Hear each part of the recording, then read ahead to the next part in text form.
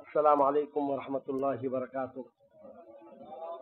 ان الحمد للہ نحمده ونستعینه ونستغفره ونعوذ باللہ من شرور انفسنا ومن سیئات اعمالنا، من يهده الله فلا مضل له ومن يضلله فلا هادي له، واشهد ان لا اله الا الله وحده لا شريك له، واشهد ان محمدا عبده ورسوله، اما بعد، فان خير الحديث كتاب الله، وخير الهدي هدي محمد صلى الله عليه وسلم، وشر الأمور محدثاتها، وكل محدثة بدعة، وكل بدعة ضلالة، وكل ضلالة في النار۔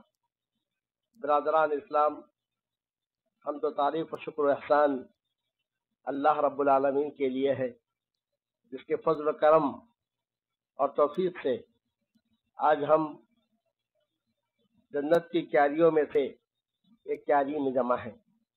رب العالمین سے میری دعا ہے، جس طرح اس نے ہمیں یہاں جمع کیا ہے ایک مدت بچھڑنے کے بعد، اس طرح رب العالمین ہمیں اپنی جنت الفردوس میں بھی جمع فرمائے، آمین رب العالمین۔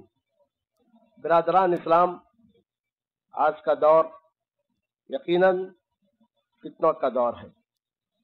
نئے نئے فتنے ابل رہے ہیں، اور ہر روز بلکہ ہر لمحہ نئے نئے مسائل جنم لے رہے ہیں۔ اور افسوس کی بات یہ ہے کہ جس قدر یہ فتنے ابل رہے ہیں اور نئے نئے مسائل جنم لے رہے ہیں، اسی قدر دین سے لا تعلقی اور دین بیزاری بھی عام ہو چکی ہے، اور فتویٰ کا دروازہ اس قدر کھولا جا چکا ہے کہ فتویٰ کی ہیبت بھی ختم ہو چکی ہے۔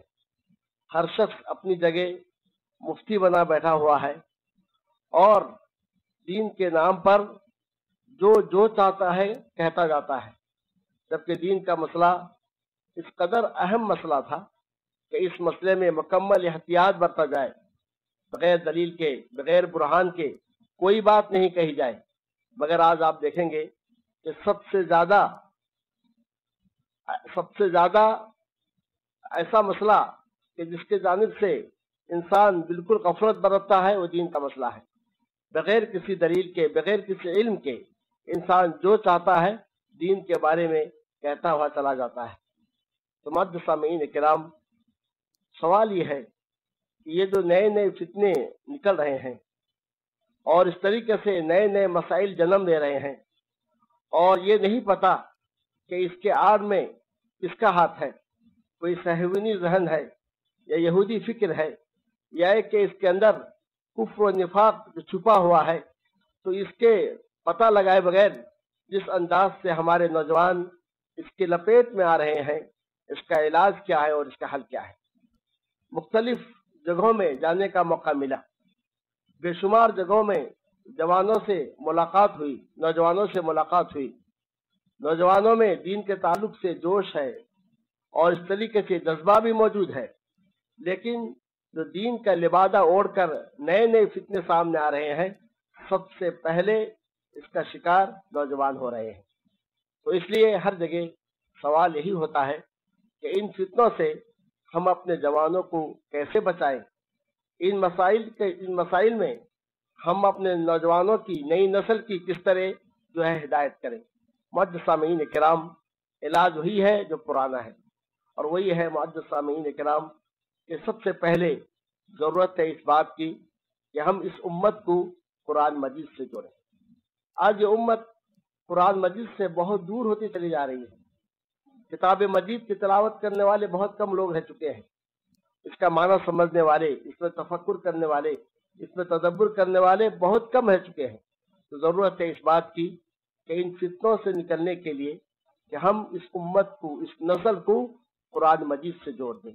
کیونکہ معزز سامعین کرام، قرآن مجید دنیا کی کتابوں میں سب سے افضل کتاب، دنیا کے کلاموں میں سب سے افضل کلام، سب سے اعلیٰ کلام ہے، اور اس کا اندازہ آپ لگا سکتے ہیں کہ اللہ عز و جل نے اس اعلیٰ کلام، اس افضل کتاب کو سارے رسولوں میں سب سے افضل رسول پر نازل کیا، اور وہ بھی جس فرشتے کے ذریعے سے نازل کیا وہ سارے فرشتوں میں سب سے افضل فرشتہ تھا، اور پھر جس شہر میں نازل کیا وہ شہر جہاں آپ بیٹھے ہوئے ہیں دنیا کے ساری بستیوں میں سارے شہروں میں سب سے افضل شہر ہے، اور جس رات اس قرآن مجید کو نازل کیا گیا وہ رات سب سے افضل رات ہے، لیلۃ القدری خیر من الف شہر۔ تو پھر وہ امت جو اس قرآن مجید کو اپنے سینے سے لگاتی ہے، اور وہ امت جس کا اس قرآن مجید سے گہرا تعلق اور وابستگی ہے، تو پھر وہ امت ساری امتوں میں سب سے افضل امت کہلائے گی۔ اسی لیے ضرورت ہے اس بات کی کہ قرآن مجید سے اس امت کا رشتہ مضبوط کیا جائے، اور اس کے لیے یہ ہے معزز سامعین کرام، سب سے پہلی بات یہ ہے ہم خود اس کلام مجید کی تلاوت جانیں، تلاوت سیکھیں، اور دوسروں سے بھی سننے کی کوشش کریں، اور پھر اس کے ساتھ اس کے معنی کو سمجھیں اور اس میں تفکر اور تدبر کریں، کیونکہ یہ وہ کلام ہے کہ اس میں جو تاثیر ہے یہ تاثیر کسی اور کلام میں نہیں پایا جاتا ہے۔ تو گویا امت جب تک اس کتاب سے جڑی رہے گی تو پھر گمراہیوں سے فتنوں سے بچے گی۔ تو لہذا پہلی تدبیر یہ ہے کہ اس امت کو کتاب مجید کے ساتھ جوڑ دیا جائے۔ یہی وجہ ہے معزز سامعین کرام کہ اللہ عز و جل نے اس کتاب کو کتاب ہدایت قرار دیا ہے۔ کتاب ہدایت کا مطلب کیا ہے؟ ہدی للناس، ساری انسانیت کے لیے کتاب ہدایت کا باعث ہے۔ مطلب یہ اس کتاب کو چھوڑ دیا جائے تو سوائے گمراہی کے کوئی چیز ہاتھ میں آئے گی۔ اس کو نور کہا گیا ہے۔ نور کا مطلب یہ ہے کہ ساری کی ساری روشنی اسی کتاب میں ہے۔ اس کتاب کو چھوڑ دیا جائے سوائے اندھیر کے کوئی چیز ہاتھ میں آئے گی۔ یہ وہ کتاب ہے جسے شفا کہا گیا ہے، سارے امراض سے شفا، شبہات سے شفا، شہوتوں سے شفا۔ تو گویا اس کتاب کو چھوڑ دیا جائے سوائے بیماروں کے کوئی آپ کو نہیں ملیں گے۔ تو لہذا جب یہ کتاب ہدایت ہے، یہ کتاب نور ہے، یہ کتاب شفا ہے، تو پھر ضرورت ہے اس بات کی کہ اس امت کو، نئی نسل کو اس کتاب سے جوڑ دیا جائے۔ ہمارے نصاب میں، ہمارے سلیبس میں، ہمارے منہج میں ہر جگہ اس کتاب کو مقرر کیا جائے، اور اس طریقے سے اس کتاب کو پڑھا جائے اور پڑھایا جائے، تو پھر یہ امت ان فتنوں سے محفوظ رہے گی۔ اور معزز سامعین کرام، اس سلسلے میں دوسری تدبیر یہ ہے کہ اس امت کو اس کے رسول صلی اللہ علیہ وسلم کے احادیث سے جوڑا جائے، کیونکہ جیسا کہ بعض سلف نے کہا السنت سفینۃ نوح، سنت یہ نوح علیہ السلام کی کشتی ہے، من رکبھا نجا ومن لم یرکبھا ہلک، جو اس کشتی میں سوار ہوا اس کے لیے نجات ہے، اور جو اس کشتی میں سوار نہیں ہوا اس کے لیے ہلاکت ہے، بربادی ہے، تباہی ہے۔ تو یہ سنت سے مراد نبی کریم صلی اللہ علیہ وسلم کے اقوال، آپ صلی اللہ علیہ وسلم کے افعال، اور وہ ساری باتیں جو آپ کے دور میں ہوئیں، آپ اس سے راضی رہے یا آپ نے اس میں خاموشی اختیار کی، انہیں تقریرات کہا جاتا ہے۔ یہ ساری کی ساری چیزیں سنت میں داخل ہیں۔ اور آپ یہ بھی اندازہ لگائیں گے کہ سب سے پہلے جو نئے امت میں فتنے داخل ہوئے اسی سنت کو چھوڑنے کی وجہ سے، اسی سنت سے اعراض کرنے کی وجہ سے، بلکہ قبل اس کے کہ فتنے نمودار ہوں، نبی کریم صلی اللہ علیہ وسلم نے اس جانب اشارہ بھی کیا تھا کہ کچھ لوگ آئیں گے جو کہیں گے حسبنا کتاب اللہ، ہمارے لیے اللہ کی کتاب بھی کافی ہے، لیکن سن لو جو جیسا مجھے اللہ کی کتاب دی گئی ہے اسی طرح اس کے ساتھ ایک اور چیز بھی مجھے دی گئی ہے۔ تو اس کے بعد آپ صلی اللہ علیہ وسلم نے اس حدیث کے جانب اشارہ کیا ہے۔ تو گویا یہاں ایک بات اس کا جاننا ضروری وہ یہ ہے کہ فضیلت میں کتاب اللہ کا درجہ سنت صحیحہ سے بڑھ کر ہے، کیونکہ کتاب اللہ کی تلاوت میں اجر ہے، ثواب ہے، ہر حرف پر ایک نیکی ہے۔ سنت کی تلاوت میں وہ اجر اور ثواب تو نہیں ہے، لیکن شرعی حجت میں کتاب اللہ اور سنت رسول اللہ دونوں کے دونوں برابر ہیں۔ جس طرح سے کتاب اللہ شرعی حجت ہے، اسی طریقے سے سنت رسول اللہ یہ بھی جو ہے شرعی حجت ہے۔ آپ صلی اللہ علیہ وسلم نے فرمایا الا انی اوتیت الکتاب ومثلہ معہ، سن لو مجھے کتاب دی گئی ہے اور اس کے ساتھ ویسی ہی ایک اور چیز دی گئی ہے، اور وہ حدیث رسول۔ اور یہ بھی آپ نے فرمایا کہ سن لو جیسا اللہ نے حرام کیا ہے ویسے ہی اس کے رسول صلی اللہ علیہ وسلم نے بھی چیزوں کو حرام کیا ہے۔ تو گویا شرعی اور قانونی حیثیت سے دونوں کا درجہ ایک ہی ہے۔ اسی لیے اہل علم نے سنت احادیث نبویہ کے تعلق سے کہا کہ 3 قسم کے ہیں۔ بعض अहादीस वो हैं जो कुरान मजीद के अहकाम की ताकीद करती हैं। कुरान मजीद में है नमाज पढ़ो, तो अहादीस में भी है नमाज पढ़ो। ये अहादीस उन आयात की ताकीद करती हैं। और बाज़ ऐसी हदीसें हैं जो कुरान मजीद की आयात की तशरीह करती हैं, उसकी वजाहत करती हैं। तो इस किस्म के अक्सर अहादीस हैं। और तीसरी किस्म की ऐसी हदीसें हैं कि जिसमें ऐसी बातों का हुक्म दिया गया है जो कि कुरान मजीद में मौजूद नहीं है। तो लिहाजा इनकी भी वही हैसियत है जो कुरान मजीद की शरई हैसियत है। मुअज़्ज़िज़ सामीईन इकराम, शुरू दौर में जब चंद लोग ऐसे पैदा हुए जिन्होंने देखा कि सुन्नत रसूल अलैहिस्सलातु वस्सलाम की मौजूदगी में हम अपने बिदआत को और अपने जहनी इख्तिराआत को राइज नहीं कर सकते, तो इन्होंने कहा अल्लाह की किताब ही काफ़ी है। तो उस मौके पर जो हमारे सलफ थे, इन्होंने उनके सामने कहा, सुनो, तो तुम जो ये कहते हो कि अल्लाह की किताब तुम्हारे लिए काफ़ी है, तो ये बतलाओ क्या तुम अल्लाह की किताब में ज़ोहर की 4 रकात पाते हो? क्या तुम अल्लाह की किताब में असर की 4 रकात पाते हो? क्या तुम अल्लाह की किताब में मगरिब की 3 रकात पाते हो? अगर तुम अहादीस को छोड़ देते हो तो सिवाय गुमराही के कोई चीज़ तुम्हारे हाथ में आएगी। और इसीलिए अमीरुल मोमिनीन उमर इब्न खत्ताब रज़ियल्लाहु तआला अन्हु ने फरमाया था, यातूनकुम बिशुबहातिल कुरान, ये लोग तुम्हारे पास कुरान मजीद के शुबहात को लेकर आएंगे, फरमूहुम बिस्सुनन, तुम उन पर सुन्नतों की तीर चलाओ। इसीलिए बिरादरान इस्लाम, आज अगर अहले बिदअत की पहचान आप देखना चाहते हैं कि अहले बिदअत की पहचान क्या है, गुमराह लोगों की पहचान क्या है, तो उनके सामने अहादीस का जिक्र करो। और हदीस के नाम सुनते ही अगर उनके पेशानी पर बल आ जा रहा है और उनके चेहरे उतर रहे हैं, वो नागवारी महसूस कर रहे हैं, यहीं से अंदाजा लगा लीजिए कि ये लोग अहले बिदअत हैं, क्योंकि सुन्नत उन पर बहुत ज्यादा नागवार गुजरती है। तो बिरादरान इस्लाम, इन फितनों से बचने के लिए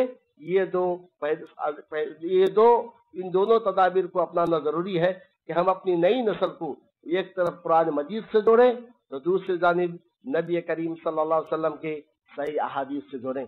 इन दोनों बातों की जानिब इशारा करते हुए प्यारे नबी सल्लल्लाहु अलैहि वसल्लम ने फरमाया था, लन तदिल्लु तरक्तु फीकुम अमरैन, मैं तुम में 2 मामले को छोड़ के जा रहा हूँ, लन तदिल्लु मा तमस्सकतुम बिहिमा, जब तक तुम इन दोनों को मजबूती के साथ थामे रहोगे हरगिज गुमराह नहीं होगे। इनमें से एक अल्लाह की किताब है, तो दूसरी चीज मेरी सुन्नत है, यानी अहादीस सहीहा है। मुअज़्ज़िज़ सामीईन इकराम, ये 2 असासी चीजें हैं। और इन दोनों के साथ तीसरी चीज जिससे जुड़े रहने की जरूरत है वो है फहम सहाबा। फहम सहाबा इंतहाई जरूरत, फहम सहाबा की बहुत ज्यादा अहमियत है, क्योंकि सहाबा कराम ये वो लोग थे, ये वो काफिला अव्वल है कि जिन्होंने कुरान मजीद के नुज़ूल का जमाना देखा था, जिन्होंने कुरान मजीद की अमली तफसीर देखी थी, जिन्हें अल्लाह अज़्ज़ व जल ने अपने नबी सल्लल्लाहु अलैहि वसल्लम की सोहबत के लिए मुंतखब कर लिया था। ये वो लोग थे जिनके दिल बड़े ही पाक, बड़े ही नेक थे, तकल्लुफ से इनकी जिंदगी मुकम्मल खाली थी, इनका इल्म बड़ा गहरा था, इनकी जिंदगी बड़ी सादी जिंदगी थी। तो गोया हमें ये चाहिए कि कुरान मजीद के नुसूस को समझने के लिए और अहादीस सहीहा को समझने के लिए ये देखें कि इन नुसूस को सहाबा कराम ने किस तरह समझा है।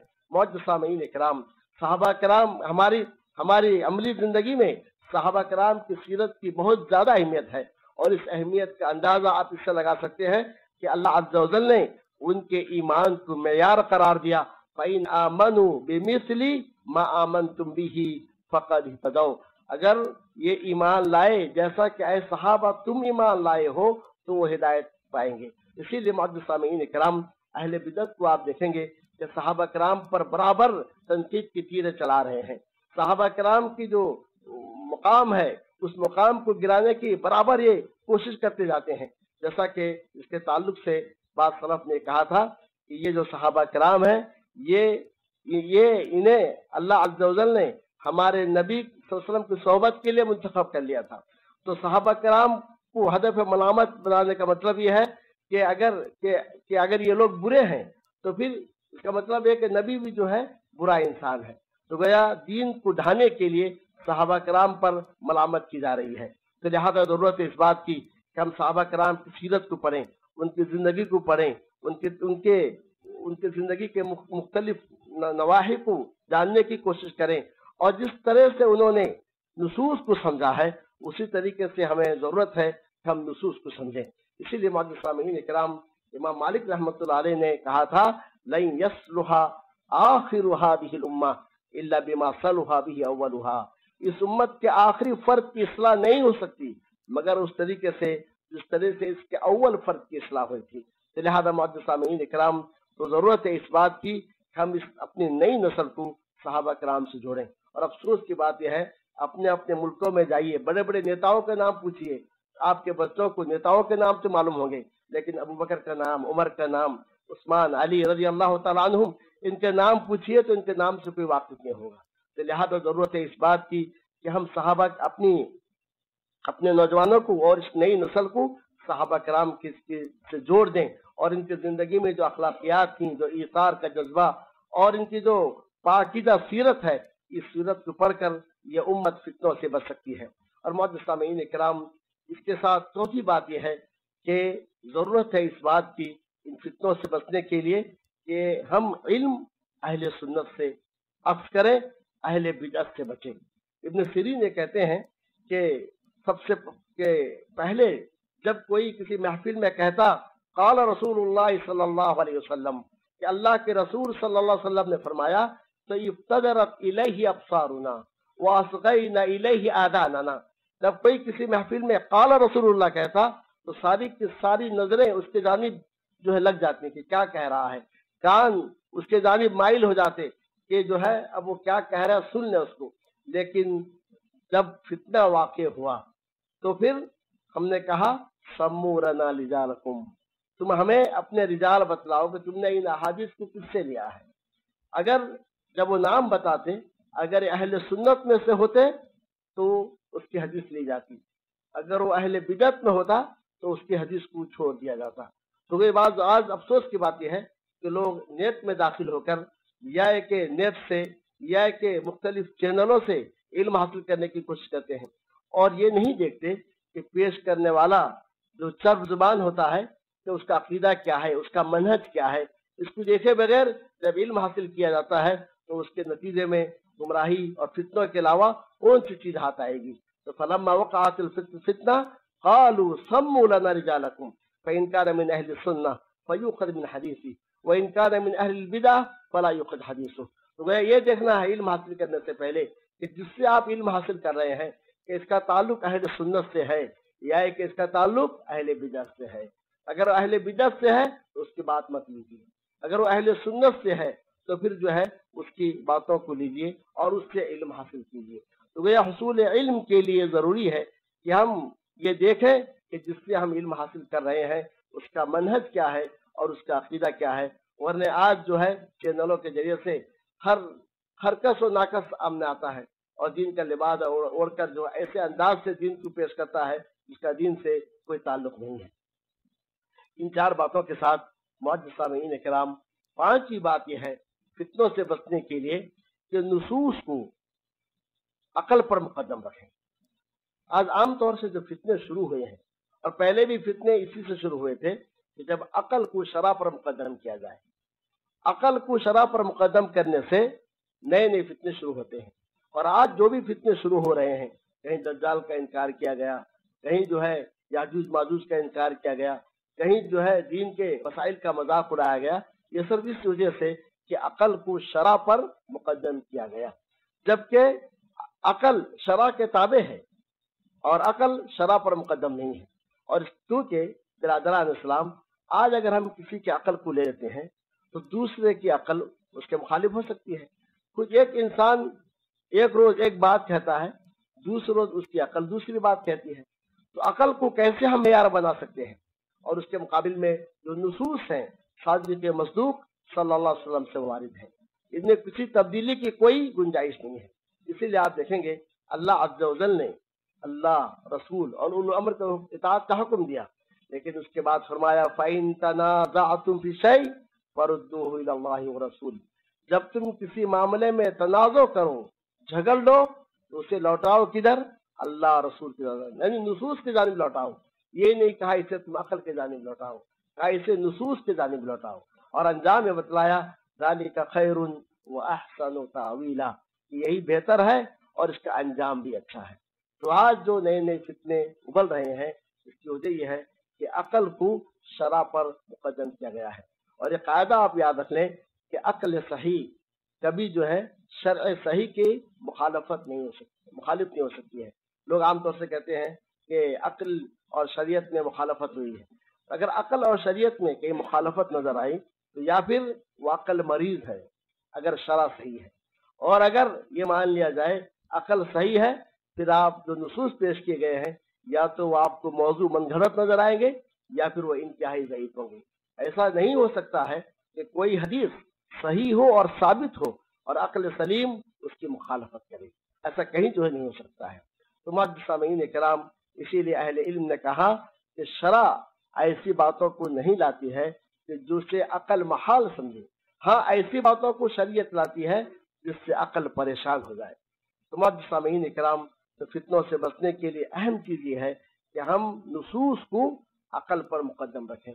عقل آپ مانے یا نہ مانے، لیکن آپ دیکھیں کہ نصوص کیا ہے، تو نصوص پر آپ عمل کرتے ہوئے جائیں گے تو آپ جو ہے فتنوں سے بچ جائیں گے.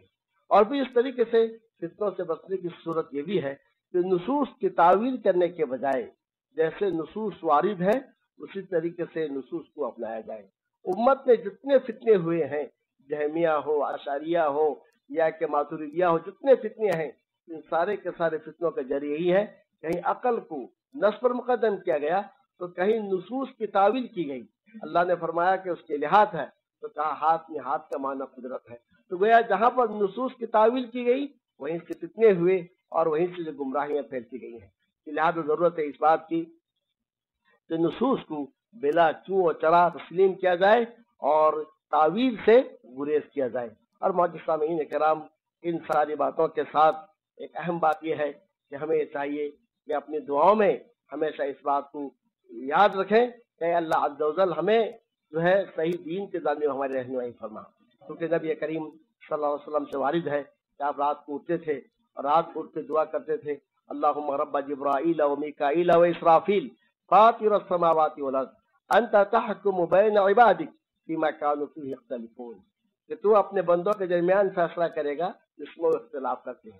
اس کے بعد آپ صلی اللہ علیہ وسلم یہ دعا فرماتے اہدنی لما اختلف فیہ من الحق باذنک انک لا تہدی الی صراط مستقیم، کہ جن مسائل میں اختلاف ہو گیا ہے تو اپنے حکم سے مجھے حق کی جانب رہنمائی فرما. تو آج جو نئے نئے مسائل امت کے سامنے آ رہے ہیں اور جس انداز سے نوجوانوں کو گمراہ کیا جا رہا ہے، تو اس کے اندر ہر نوجوان کو چاہیے کہ اللہ عز و جل سے ان مسائل میں ہدایت کا طالب ہو. نئی نئی جماعتیں وجود میں آ رہی ہیں اور سارے کے سارے جو ہے مسلمانوں کے لیے ناراض دہندہ بن کر آ رہی ہیں، اور یہ نہیں پتا کہ اس کے پیچھے کون سا کفر اور کون سا نفاق اور کون سا خفیہ ہاتھ ہے.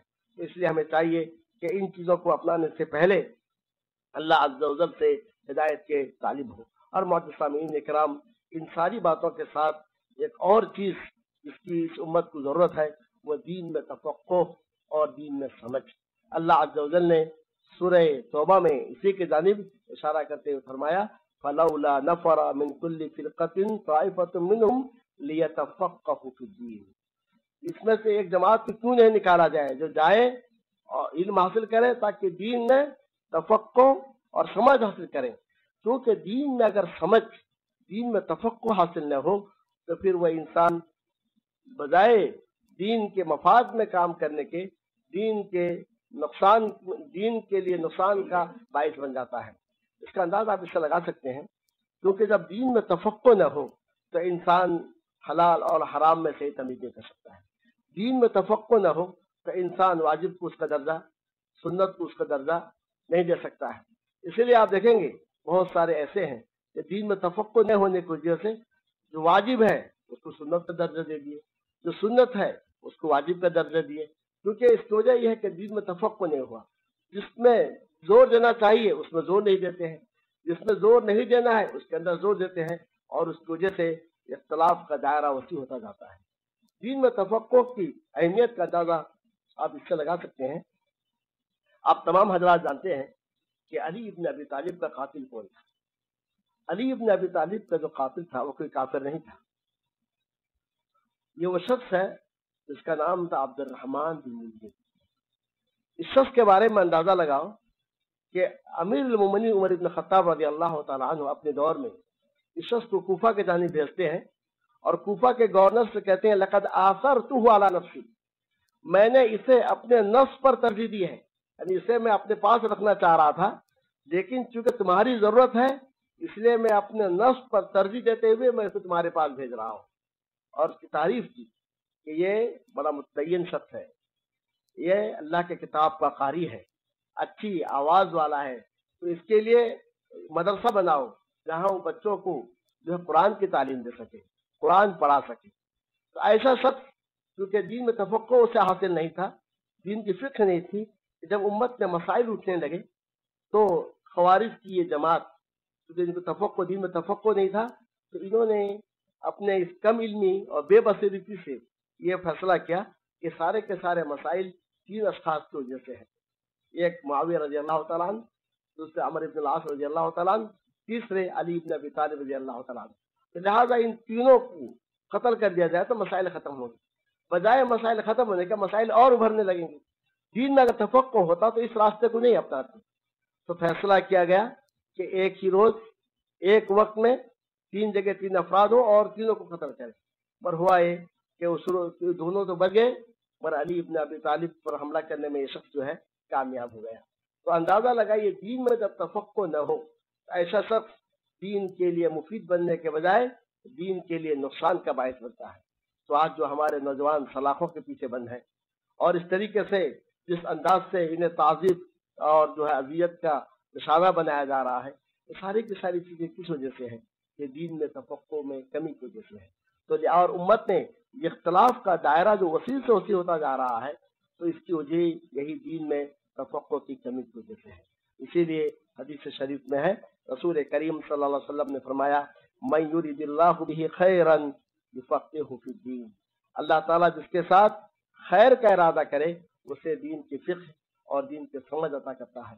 اور دوسری حدیث میں ہے، آپ صلی اللہ علیہ وسلم نے فرمایا فقیہ واحد اشد علی الشیطان من الف عابد، ایک فقیہ شیطان پر 1000 عبادت کرنے والوں سے زیادہ بھاری ہوتا ہے۔ تو کیوں بھاری ہوتا ہے؟ کیونکہ فقیہ جسے دین میں تفقہ حاصل ہے تو وہ جو ہے ہر چیز کو اس کا وہ مقام عطا کرتا ہے جس کا وہ مستحق ہوتا ہے۔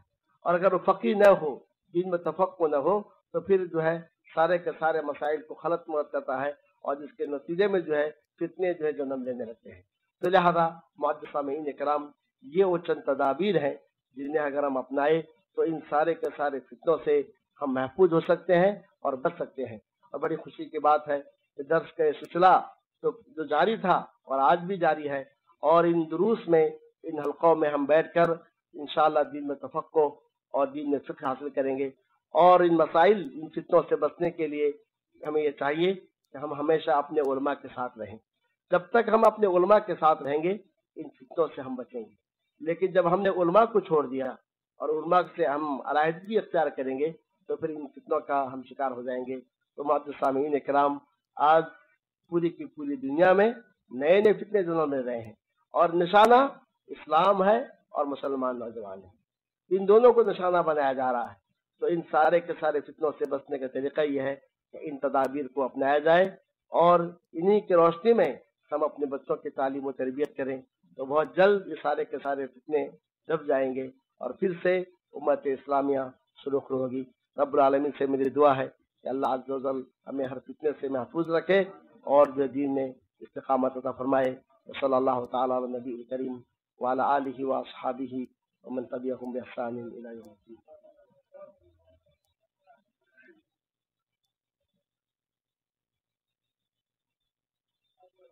لیے جا سکتے ہیں، اس کے مال کی پروان چڑھانے کے لیے اور اس کے مال کی تجارت کے لیے، اس کے مال کی بچاء کے لیے آپ جا سکتے ہیں۔ بیٹا، آپ نے کتنا یتیم کے بارے میں فرمایا ہے کہ آپ یتیم کے سر پر ہاتھ